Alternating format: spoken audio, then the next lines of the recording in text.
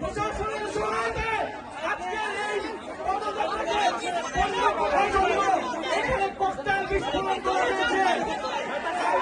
আমরা এই সরকারকে, এই স্বরাষ্ট্রমন্ত্রীকে হুঁশিয়ারি বলতে চাই, বলতে চাই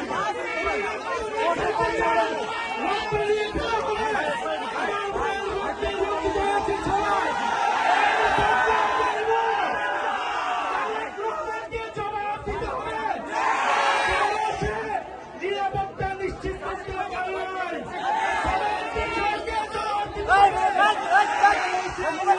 নিশ্চিত করতে পারে নাই। আপনারা করতে গুলি চালান, বোমাবাজি করুন, এনসিপির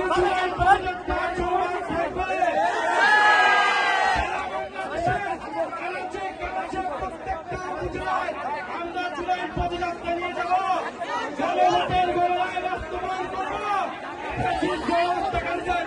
বিচার নিশ্চিত করব এবং সীমান্তের সুরক্ষা সহ তরুণদের কর্মসংস্থান সকল দাবি আমরা নিশ্চিত করব। আমরা হুঁশিয়ারি দিতে চাই, এই সবার যারা দায়িত্বরত রয়েছে, পুলিশ প্রশাসন, ডিসি, কেন বিদ্যুৎ অফ হয়ে গেল, কিভাবে ককটেল বিস্ফোরণ হলো,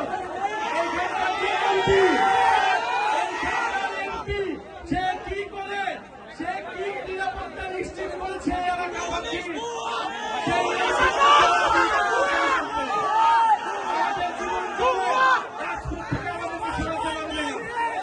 আজকে আমাদের এখান থেকে আমাদের কয়েকজন ভাই গুরুতর আহত হয়েছে। আমরা এর বিচার চাই, যদি দ্রুত সময়ের মধ্যে এই বিচার নিশ্চিত না করা হয়, তাহলে এখানকার স্থানীয় প্রশাসন এবং এমপি তাকে জবাবদিহিতার আওতায় আমরা এনসিপির পদযাত্রা চলমান থাকবে।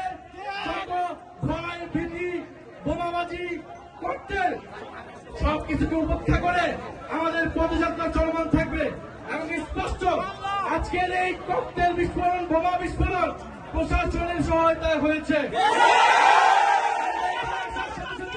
কেন বিদ্যুৎ বন্ধ করে দেওয়া হয়েছিল, বিদ্যুৎ বন্ধ করে দিয়েছিল, আমাদেরকে খুন করার পরিকল্পনায় এখানে বোমা বিস্ফোরণ করা হয়েছে।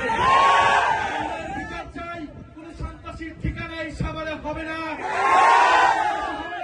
যারা গণহত্যাকারীদেরকে প্রশ্রয় দিবে, যারা সন্ত্রাস চাঁদাবাজি খুনিদেরকে প্রশ্রয় দিবে, যারা দুর্নীতিবাজকে প্রশ্রয় দিবে, তাদের পরিণতি ফ্যাসিস্ট আওয়ামী লীগের মতো হবে।